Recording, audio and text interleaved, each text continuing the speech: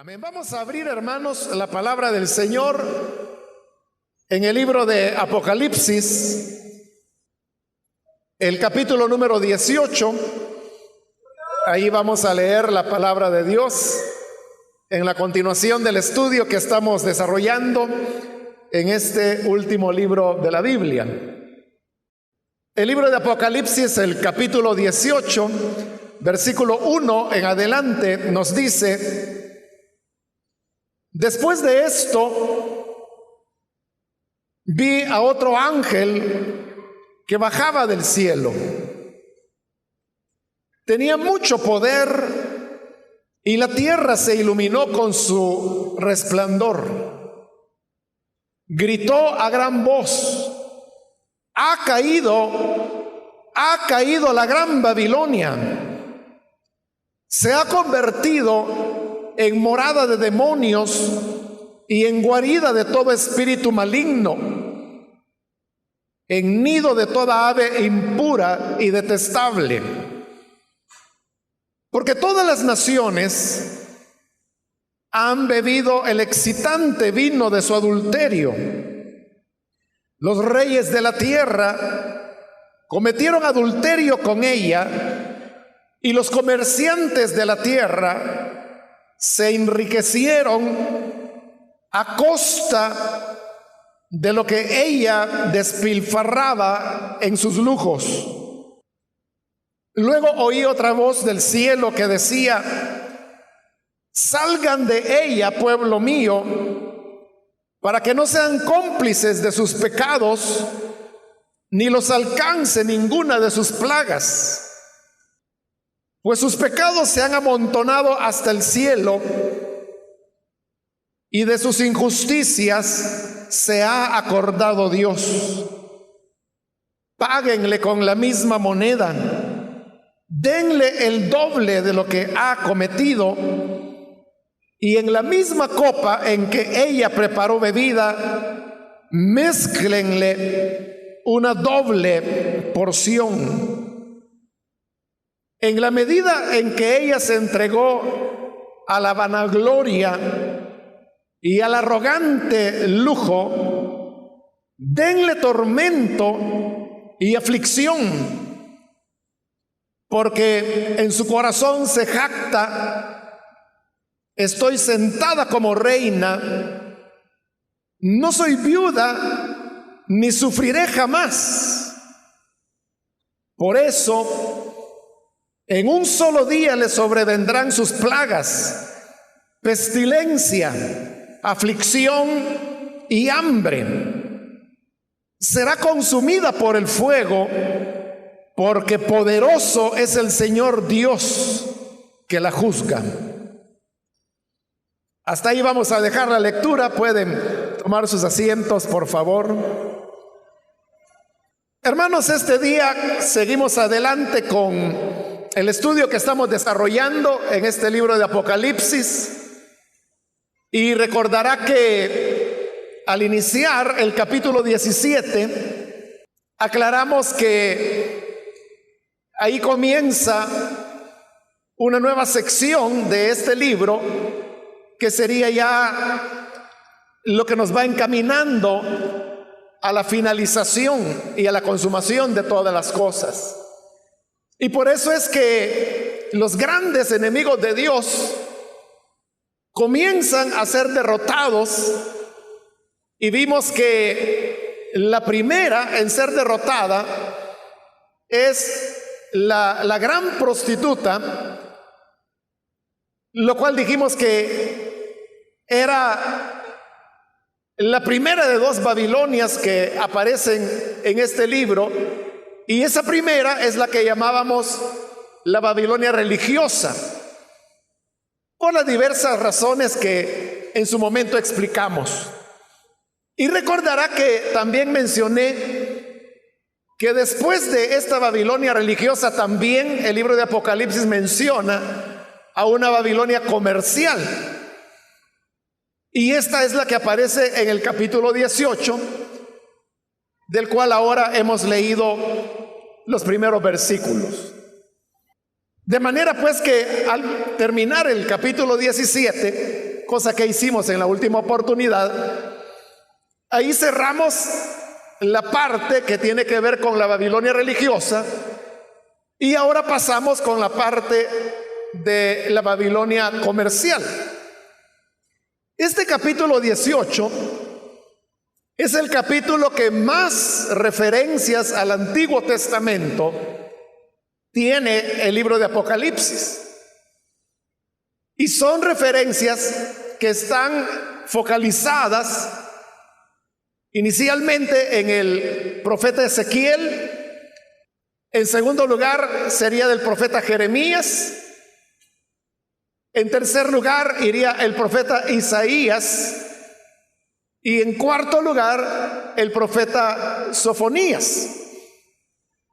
Esto que yo acabo de hacer, de decirle en primer lugar Ezequiel, en segundo lugar Jeremías, no es que en ese orden van apareciendo las referencias a estos profetas, sino que me refiero a la cantidad de materiales que han sido tomados de cada uno de estos profetas.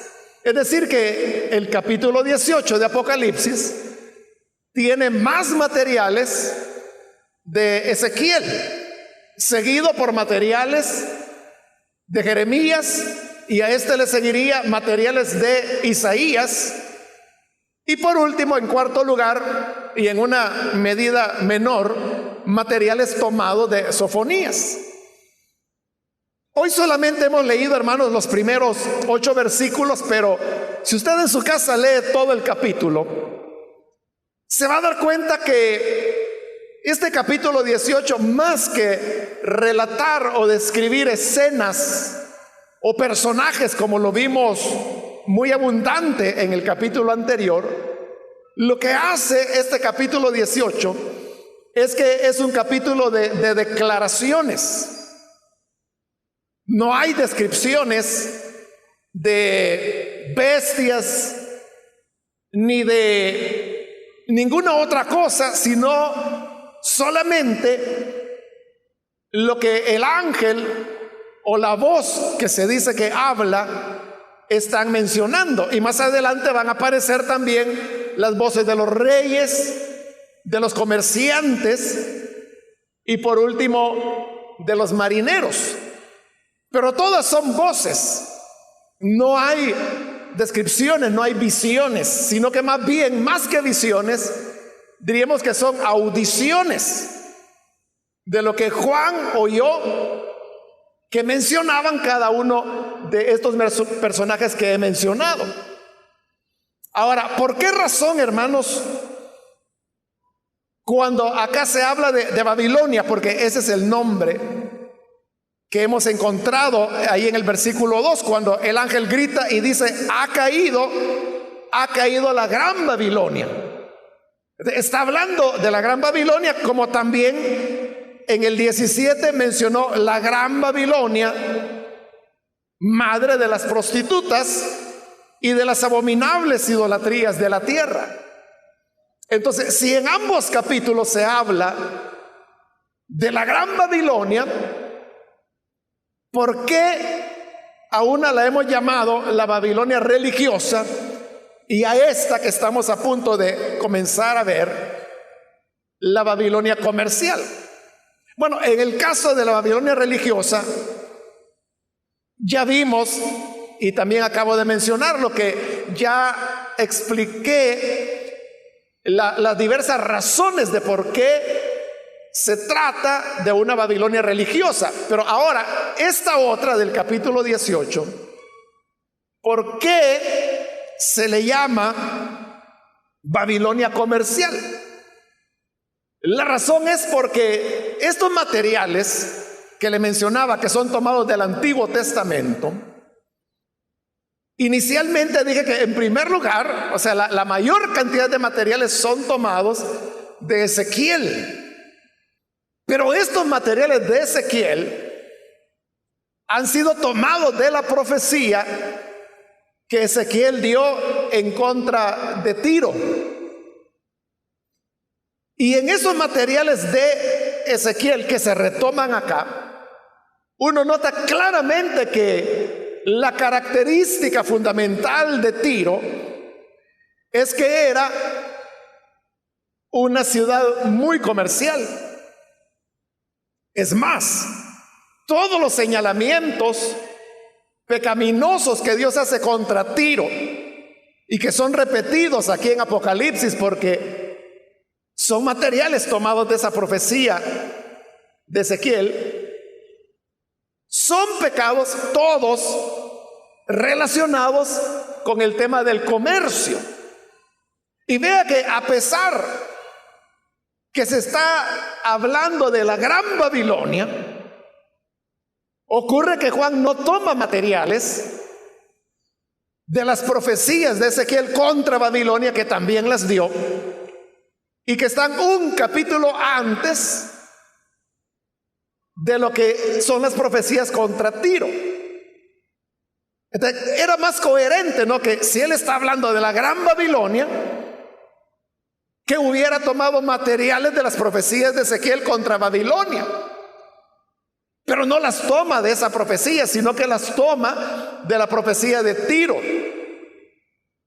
¿Por qué razón? Porque la profecía contra Babilonia es una profecía fundamentalmente política. Y la profecía contra Tiro, como estaba diciendo, es fundamentalmente comercial. Entonces, lo que a Juan le importa destacar es el tema del comercio, más que el del poder político, el cual ya fue tocado en el capítulo 3. Entonces, por eso y por otras razones que vamos a ver en el contenido, es que a esta se le llama Babilonia comercial. Sin embargo, aunque estamos hablando de una Babilonia religiosa y de una Babilonia comercial, note que las dos se llaman Babilonia. Y note que a las dos se les da el mismo adjetivo de grande. Porque el capítulo 17 dice la Gran Babilonia, refiriéndose a la gran prostituta. Y acá, como le digo en el versículo 2, dice ha caído la Gran Babilonia. Otra vez está llamándola con el mismo nombre y con el mismo adjetivo, la Gran Babilonia. Significa esto, hermanos, que a pesar que se trata de una Babilonia religiosa y la otra comercial, entre ellas hay una relación muy estrecha, tan estrecha que llevan el mismo nombre. Pero con el término Babilonia, lo que Apocalipsis está buscando es expresar la oposición que estos sistemas religiosos y ahora comercial tienen en contra de Dios.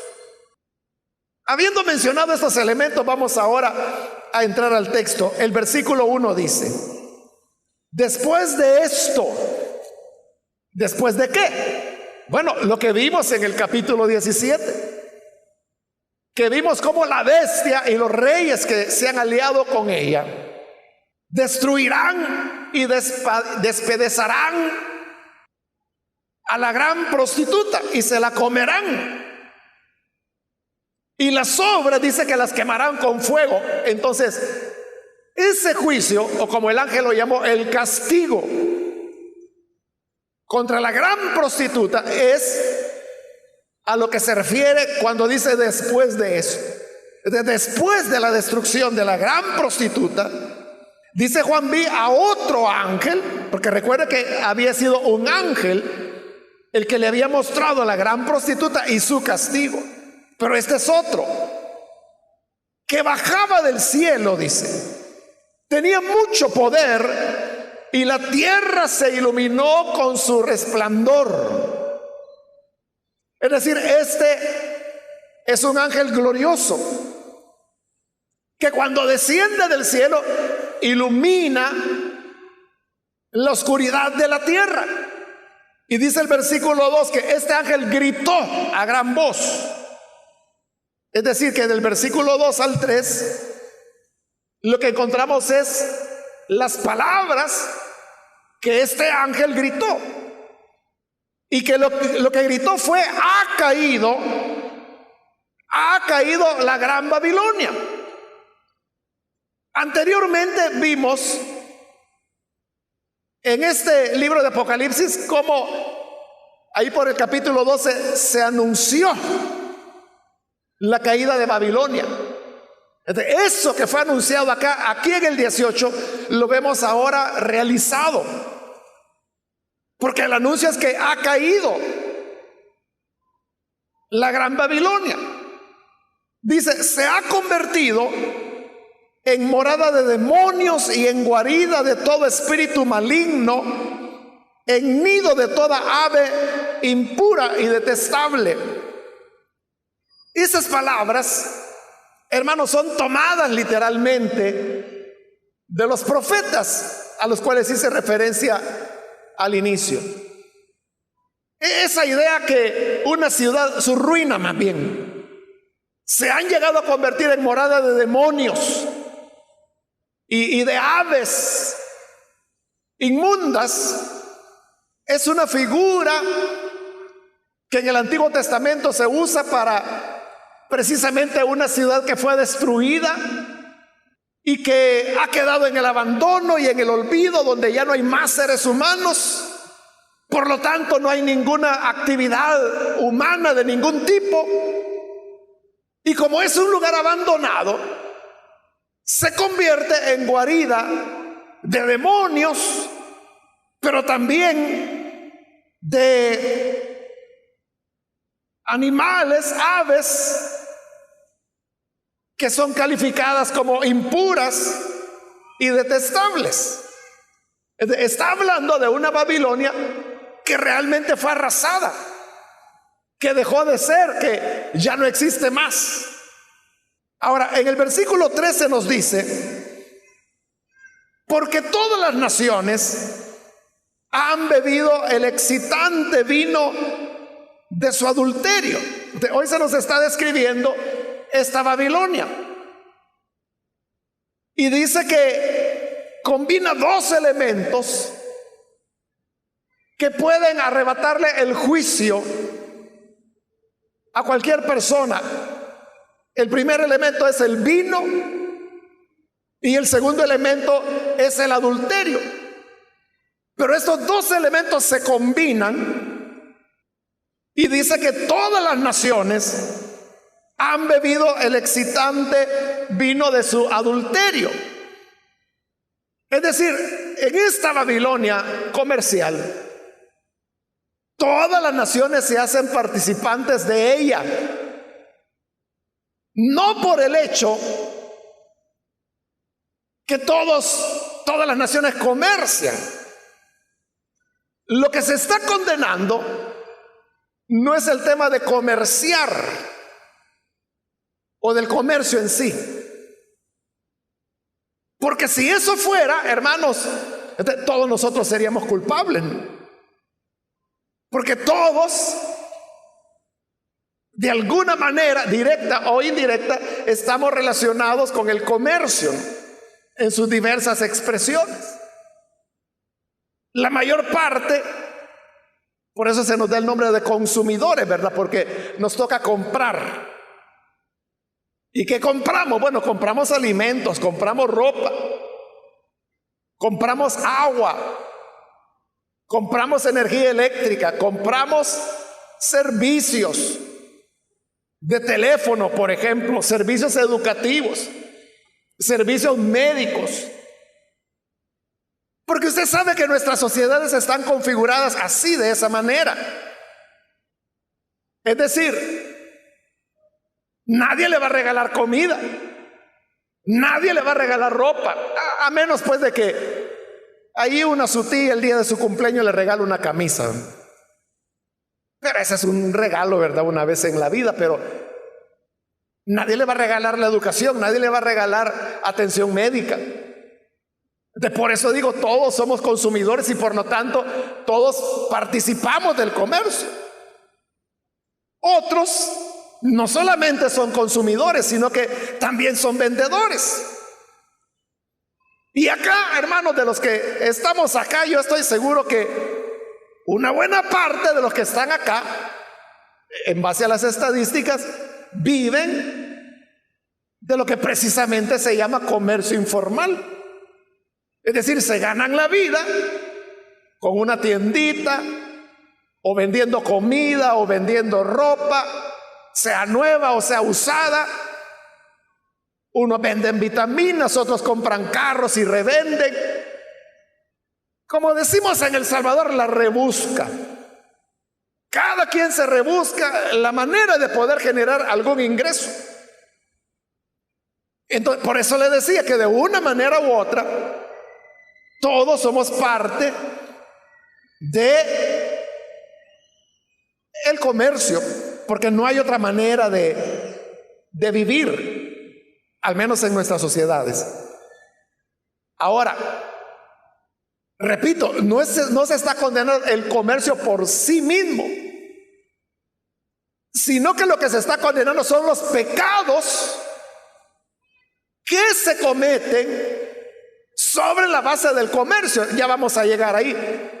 Por eso es que dice que todas las naciones han bebido el excitante vino de su adulterio, y las naciones pierden el juicio precisamente por querer participar del comercio y de sus pecados. Continúo con el versículo 3, dice: los reyes de la tierra cometieron adulterio con ella. Es decir, los reyes también cometieron adulterio, como las naciones, con ella, es decir, con la Babilonia comercial. Porque los reyes, bueno, en todas las épocas, y ahora en los países como el nuestro, que ya no son monarquías, sino que son repúblicas, usted sabe, hay un presidente, ¿no? Bueno, hay tres poderes, ¿no? Pero en Latinoamérica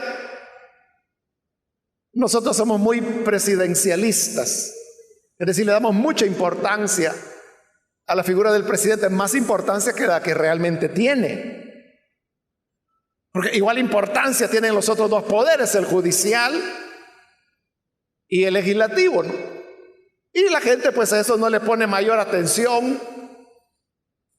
Bien, pero ese es otro tema. Pero lo que le quiero decir es que en el caso de los reyes, o en el caso nuestro, que somos una república donde hay un presidente, normalmente cada presidente es representante de un sector económico. Todavía, hermanos, estamos a varios meses de la siguiente elección presidencial, pero usted sabe que por ahí andan ya varios candidatos. Bueno, ninguno de ellos es candidato en realidad, es precandidato. O algunos hablan de precandidato, dependiendo cómo es la dinámica de cada partido. Pero si usted lo ve, vea quiénes son. Y usted verá que detrás de ellos hay intereses económicos bien definidos. Entonces, si estas personas están tan relacionados con esos intereses económicos, es obvio que quieren la presidencia no para atender a las necesidades de las personas, como el discurso lo dice. Lo que quieren es crear las condiciones que favorezcan sus propios negocios. Y a eso es a lo que se refiere Apocalipsis cuando dice que los reyes de la tierra cometieron adulterio con ella. Es decir, se relacionaron con la Babilonia comercial, porque ese es su criterio, ese es su fin, ese es su propósito. Todo lo demás es simplemente venderle a la gente atol con el dedo. Lo increíble es que la gente todavía se lo come así. Eso es lo increíble. Y que terminan eligiéndolos cuando es clarísimo que están representando intereses económicos bien definidos donde usted no está, ni está la ciudadanía, ni importamos. Lo que importan son sus negocios y crear las condiciones para que sus negocios funcionen y ganen dinero de la mejor manera. Ese es su objetivo. Pero luego dice, los comerciantes de la tierra se enriquecieron. Es decir, aquí hoy ya estamos con los ejecutivos, vamos a decir, de la gran Babilonia comercial. Y son los comerciantes de la tierra. Dice, se enriquecieron a costa de lo que ella despilfarraba en sus lucros. Entonces, le decía hace un momento que no es que se esté condenando el comercio en sí, porque le dije que si eso fuera, entonces todos salimos culpables, ¿no? Y hasta usted, que su negocito es andar vendiendo vitaminas ahí de casa en casa, sería parte de la gran Babilonia, ¿no? Pero no se refiere a eso. Aquí está claro, bueno, está claro en varios versículos, pero aquí está el primero. Cuando el 3 termina diciendo, a costa de lo que ella, es decir, la gran Babilonia comercial, despilfarraba en sus lucros. Eso es lo que se está condenando. Se está hablando de despilfarro y se está hablando de lujos. Y usted sabe, el lujo tiene como objeto únicamente la ostentación. Los lujos no son necesidades. Los lujos son simplemente ostentación. Usted puede tener un vehículo, bueno, hay de todos precios, ¿verdad? Pero pongamos más o menos unos $5,000 y camina, ¿verdad? El carrito y lo transporta, está llenando su necesidad. Pero también hay vehículos que pueden costar más que una casa, ¿no? $100,000, $120,000, y hay gente que paga eso. ¿Y qué hace este otro carro que vale no sé cuántas veces más que el otro? Lo mismo, caminar y llevar a las personas de un lado a otro. Entonces, ahí es donde se habla, por ejemplo, de productos suntuarios, se les dice. Pero note la palabra, productos suntuarios. Y esa palabra suntuario viene de suntuoso. ¿Y qué es suntuoso? Es aquello que es muy impactante, muy exuberante. Uno puede hablar, por ejemplo, fue un espectáculo suntuoso. ¿Y qué quiere decir eso? Que fue algo fenomenal, fue algo notorio, pocas veces visto. Entonces, el lujo siempre es suntuorio, es decir, siempre lo que busca es exposición. Es que, vea, hermano, yo, no aquí en El Salvador, ¿verdad? Pero en otros países he visto, por ejemplo, celulares que cuestan $13,000, $16,000 el aparatito. Claro, son celulares a veces enchapados en oro, a veces tienen diamantes incrustados. Pero si usted compra un celular de $16,000, ¿qué hace ese celular? Lo mismo que el de 15 que usted tiene. Para lo mismo sirve. Pero ¿cuál es la diferencia? Que el de $16,000 usted lo usa no tanto para llamar, sino que para lucirse. Es para sacar ese celular enchapado en oro. Como le digo, he visto algunos que están cubiertos de diamantes, de piedras preciosas. ¿Y eso para qué sirve? Es puro lujo. Por eso le digo, el lujo no es una necesidad, la necesidad es otra cosa. Eso es lo que Dios está condenando, que dice que ella despilfarraba en sus lujos. ¿Y por qué Dios condena el lujo? Porque el lujo es una expresión, como más adelante lo va a decir este mismo capítulo, de injusticia, donde Las personas precisamente despilfarran, como dice ahí, en lujos, mientras hay otros que pasan por profundas necesidades. Piensa en el tema ese del celular de 13,000 o 16,000 dólares. Esa persona lo compra por lucirse, nada más. Pero ahora, con esa cantidad de dinero, yo creo que por lo menos, ¿verdad?, se les pudiera pagar su carrera universitaria en una universidad privada, por lo menos a unos 3 muchachos. Esas son las grandes diferencias. Bueno, ahí hablando de estudio, ¿no? Pero uno podría hablar también, hermano, de la vida de las personas. Las vacunas, por ejemplo, por cuya falta miles de niños mueren diariamente en el planeta. Las vacunas son baratísimas. Pueden costar 1 o 2 centavos de dólar cada vacuna. Y si son tan baratas, ¿por qué miles de niños mueren cada día por no haber sido vacunados? Es porque se trata de un problema de distribución. Bueno,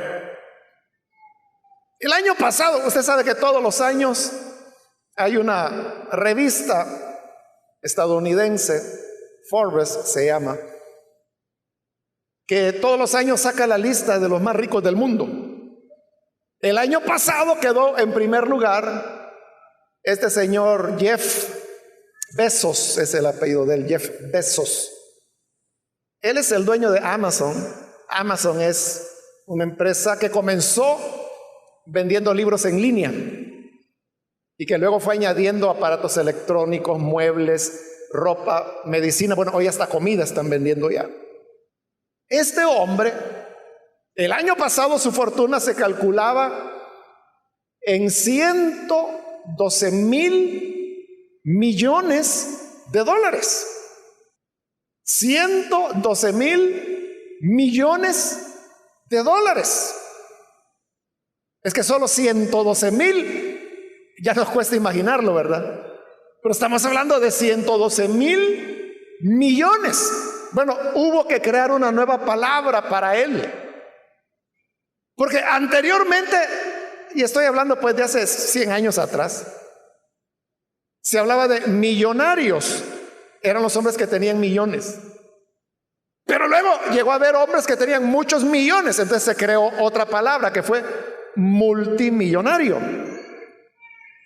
Pero luego comenzaron a haber hombres que comenzaron a tener miles de millones. Entonces se creó la palabra billonario, que viene del inglés, porque billonario o billón más bien en inglés se refiere a 1,000 millones. En español billón es 1,000,000 de millones, pero en inglés es 1,000 millones en adelante.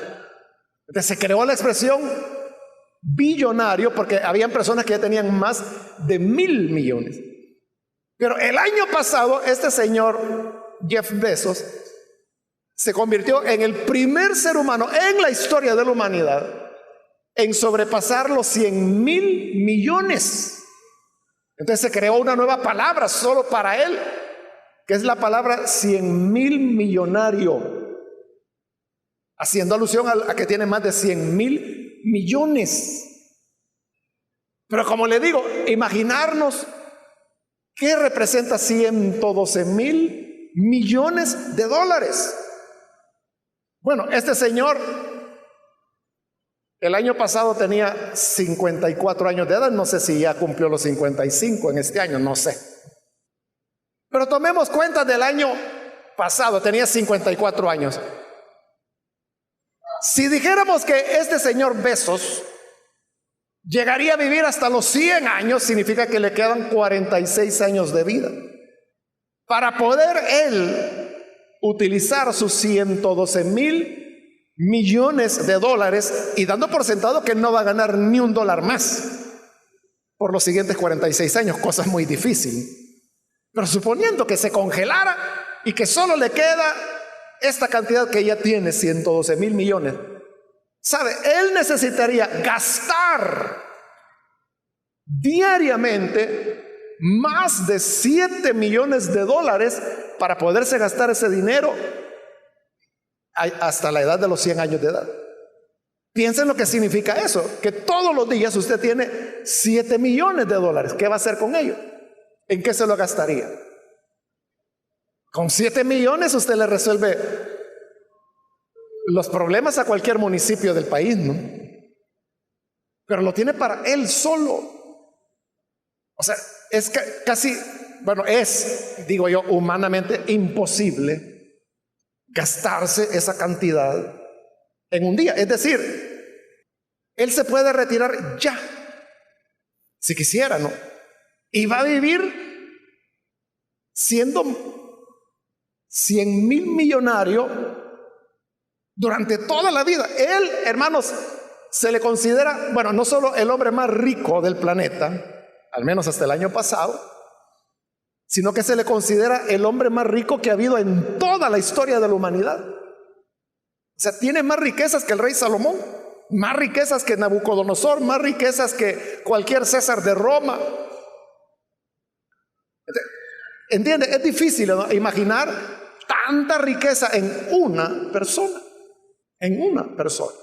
Bill Gates, que era el que había quedado casi todos los años en primer lugar, lo dejó atrás porque él solo tiene como 90,000 millones de dólares.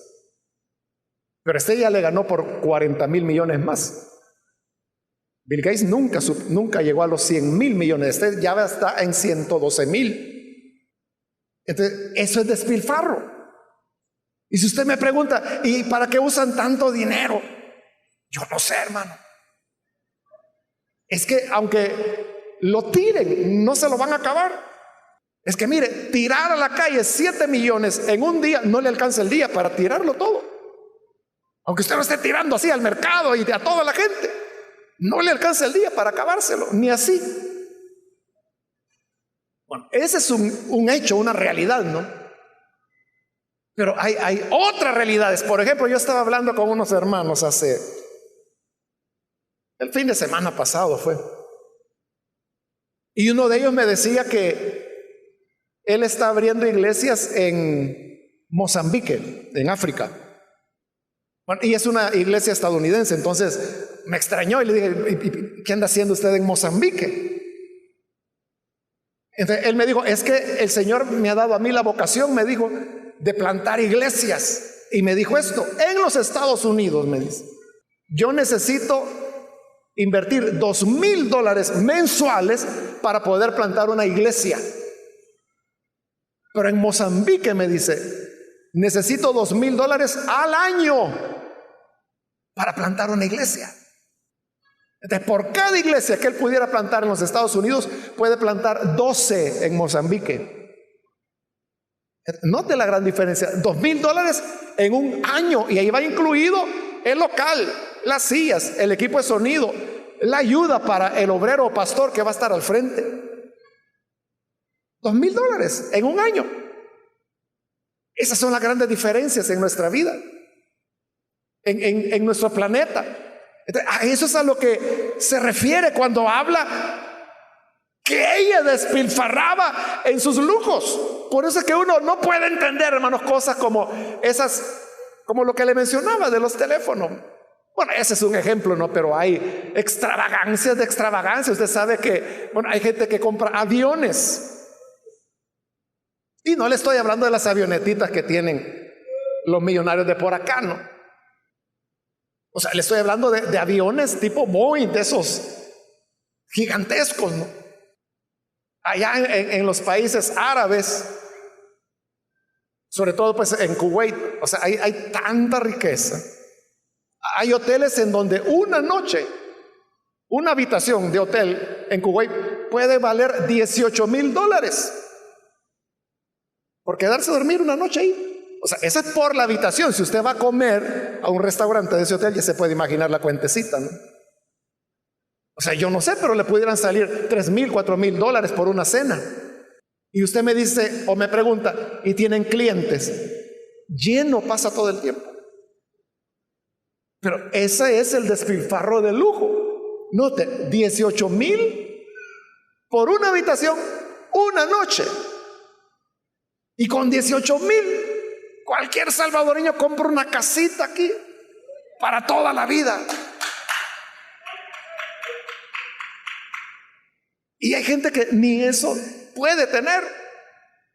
El abismo es tan grande como lo era en la historia que Jesús contó acerca de Lázaro y el hombre rico, que mientras el rico hacía banquetes con espléndidos todos los días, ahí no había que esperar, hermano, cumpleaños, ni había que esperar fin de año, ni vacaciones. Todos los días hacía banquete con esplendidez, y mientras tenía banquete en su casa, afuera había un hombre que anhelaba comerse las migajas, y lo cruel era que ni eso le daban. Y usted sabe el resto de la historia, quién termina condenado y quién termina consolado, ¿no? O sea, el mensaje es el mismo en toda la escritura. Entonces, no es que se condene el comercio. No se sienta mal, hermano, porque hoy por la noche tiene que ir a comprar tortilla con queso. No, tranquilo, vaya. Ese no es problema. El problema es esto: el despilfarro de lujo. Bueno, hasta ahí hemos llegado, pero ya vamos a avanzar más. Versículo 4. Luego oí otra voz del cielo. O sea, porque la voz anterior era la del ángel que había bajado del cielo. Pero hoy dice que es una voz del cielo, pero no se nos dice de quién es la voz. Sin embargo, no es difícil deducir de quién es la voz, porque note lo que la voz dice, versículo 4 siempre. La voz del cielo que decía: salgan de ella, pueblo mío.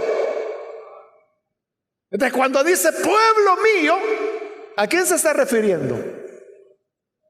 Es el pueblo redimido de Dios, ¿verdad? Entonces, ¿de quién es la voz? Obviamente, porque está diciendo pueblo mío. Por eso le dije, no es difícil entender de quién es la voz. Pero ¿qué decía Dios? Salgan de ella, es decir, de la gran Babilonia comercial. Y note que hay una invitación a salir de ella. Esa palabra, salgan de ella, son las mismas palabras que el Señor le dijo a Abraham: sal de tu tierra y de tu parentela. ¿Por qué Dios le dijo a Abraham que saliera de su tierra? Porque quería que él fuera peregrino.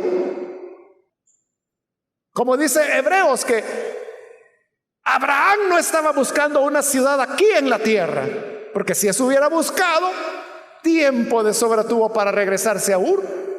Pero dice que no, buscaba la ciudad que tiene fundamentos, la que el Señor ha preparado para los que le aman. Por eso fue peregrino. Entonces, significa que el pueblo de Dios, así como Abraham, también es llamado a salir, a peregrinar. Pero aquí no es una salida de una ciudad como era Ur. Aquí es la salida de un sistema, que es la Babilonia comercial. Entonces dice: salgan de ella, pueblo mío, para que no sean cómplices de sus pecados, ni los alcance ninguna de sus plagas. Repito, no es que se esté diciendo que no hay que comerciar en absoluto, porque entonces no podríamos vivir, hermanos. Pero lo que está condenando son los valores pecaminosos de esa Babilonia comercial, de los cuales el pueblo de Dios es invitado a salir. Entonces, ¿qué significa? Que nuestros valores tienen que ser diferentes. Nuestros valores no tienen que ser los de la presunción, los del despilfarro o de aquello que se obtiene injustamente. De eso es que tenemos que salir, para que no seamos cómplices, dice, con sus pecados, porque si no nos van a alcanzar las plagas que vienen para ella. Versículo 5: pues sus pecados se han amontonado hasta el cielo. En el Antiguo Testamento usted sabe que el Señor habla de la copa de su paciencia o copa de la ira de Dios. Pero es una copa que se va llenando poco a poco, poco a poco. Es lo que Dios le dijo a Abraham. Mira, Abraham le dijo, esta tierra que está aquí es tuya y de tu descendencia, pero no se la voy a dar todavía, sino que tendrán que ir a una nación extranjera, se refería a Egipto, y volverán después de 430 años, porque le dijo, los pecados de estos pueblos todavía no han colmado mi copa. Es decir, los pecados de los amorreos, de los heteos, de los jerjeseos, de todos los pueblos que se mencionan en estos libros, iba subiendo, pero todavía no había llegado al nivel de la tolerancia de Dios. Pero con la Babilonia comercial, dice que sus pecados se han amontonado hasta el cielo. O sea, ya más arriba ya no se puede. Entonces, ya Dios no va a esperar más, sino que va a ejecutar su juicio. Y dice la parte final del 5, de sus injusticias se ha acordado Dios.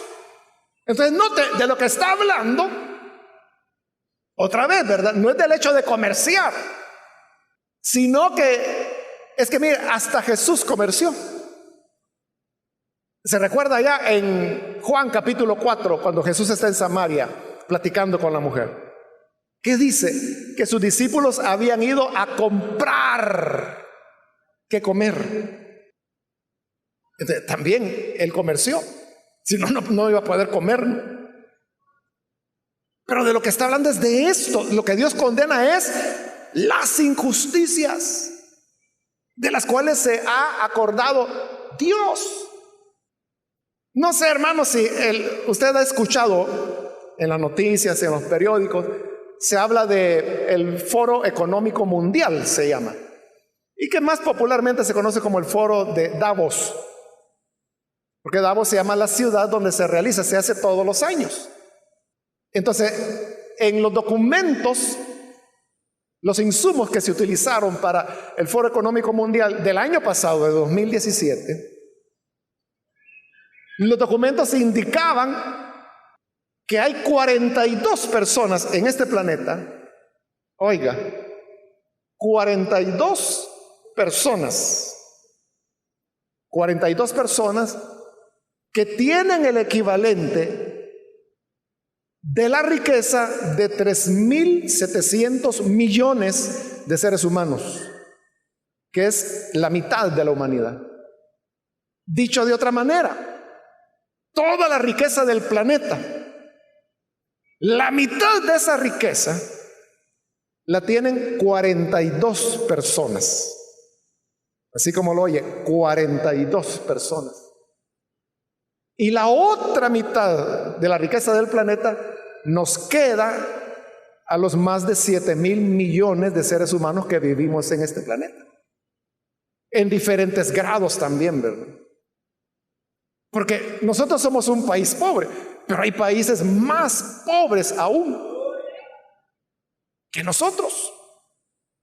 Pero entonces, imagine eso, si la mitad de la riqueza del planeta la tienen 42 personas, ¿se puede imaginar cómo viven estas personas? Ellos han acaparado la riqueza que le correspondería a la mitad de la humanidad. Eso es lo que Dios llama injusticia. Es que estas personas, estas 42 personas, hermano, ¿para qué quieren tanto dinero? Es que aunque utilizaran los billetes para pavimentar la calle de la ciudad donde viven, eso sería nada para la riqueza que poseen. Y mientras ellos viven en ese despilfarro de lujo, por eso hoy usted puede entender por qué hay celulares de $16,000 o noches de hotel de $18,000. Si para ellos eso es como darle 10 centavos a su niño para que vaya a comprar dulces, ¿no? Es nada. Incluso podrían comprar el hotel para quedarse ellos esa noche solo y que no haya nadie más y que los atiendan solo a ellos. Mientras eso ocurre, diariamente, hermano, diariamente, según las Naciones Unidas, al menos 50,000 niños mueren de hambre diariamente en nuestro país. No, en nuestro país, en el mundo. En el mundo. Diariamente. ¿Y cuánto se necesita para alimentar a 50,000 niños? Ese es el pecado, que dice el Señor que ya llegó hasta el cielo, que ya Dios no lo tolera. Y de esos valores, de esa desigualdad, es que Él dice: salgan, pueblo mío.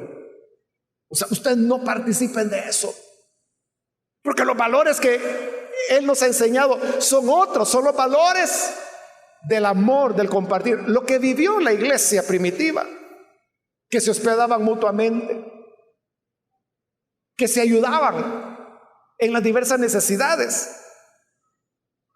Pero como esta Babilonia no entiende, dice el versículo 6: páguenle con la misma moneda. O sea, como es una Babilonia comercial, lo que le interesa son las monedas. Usted sabe contar bien las monedas. Entonces usa un término comercial y le dice: páguenle con la misma moneda. Denle el doble de lo que ha cometido. Denle 2 por 1. Y en la misma copa en que ella preparó bebida, mézclenle una doble porción, pero de juicio. Ve el versículo 7: en la medida en que ella se entregó a la vanagloria y al arrogante lujo, en esa misma medida denle tormento y aflicción, porque en su corazón se jacta diciendo: estoy sentada como reina, no soy viuda ni sufriré jamás. Claro, esas cantidades de dinero hace sentir a las personas que lo tienen totalmente seguros. ¿Quién los mueve? Hermano, puede venir la peor crisis que usted puede imaginar. El mundo, la economía mundial pudiera quebrar y ellos no quebrarían. Tendrían para vivir, ni les alcanzaría la vida para gastarse todo lo que han acumulado en base a la injusticia. Entonces ella dice, la Babilonia: estoy sentada como reina, no soy viuda, no sufriré jamás. Así dice Dios. Entonces dice el 8: por eso en un solo día le sobrevendrán sus plagas, pestilencia, aflicción y hambre. O sea, eso que uno diría: ¿y estas personas qué pueden temer? Si aunque le robaran, hermanos, 15 millones. Ese es como que si ustedes le robaran el tiquetito que le dieron cuando pagó el autobús. Eso es nada. ¿Qué lo va a mover? Pero dice la parte final del 8: será consumida por el fuego, porque poderoso es el Señor Dios que la juzga. Como es Dios, hermano, ahí no se trata de tener los 100,000 millones o lo que sea. Oiga, si este Foro Económico Mundial o Foro de Davos, que es secular totalmente, o sea, es una cuestión puramente económica, ellos mismos dijeron el año pasado que esa situación, que 42 personas tienen el equivalente de la riqueza de 3.700 millones de seres humanos, ellos mismos dijeron, y son palabras de ellos: insoportable, dicen, e intolerable. Esas son las palabras. O sea, no puede ser, no puede continuar así. Lo están diciendo hombres que, le digo, son economistas. ¿Cuánto más el Señor? ¿Cuánto más el Señor no se va a molestar porque ella se entregó a la vanagloria y al arrogante lujo? Por eso es que viene el juicio para la Babilonia comercial. Se va a acabar, hermanos. Se va a acabar. Eso lo vamos a ver más adelante, pero se va a acabar. Y cuando se acabe, solo permanecerán aquellos que fueron humildes, que creyeron en el Señor y que su riqueza fue las riquezas de Cristo en gloria. Y no participaron de esa rapiña. Y para tener rapiña no necesariamente tiene que ser millonario, ni multimillonario, ni billonario. Los valores de la rapiña, de la codicia, de la injusticia, del vanaglorioso lujo, lo puede tener cualquier persona, de acuerdo a su actitud. Pero de eso es que el Señor dice, salgan. Nos invita a peregrinar, siguiéndolo a Él, siguiendo su modelo. Porque de otra manera, dice, van a ser cómplices de ella. Y las plagas que le tocan a ella, le van a caer a ustedes también. Porque la van a agarrar a ella y a su grupo. Quiera Dios que nosotros no estemos ahí. Amén. Vamos a orar, vamos a cerrar.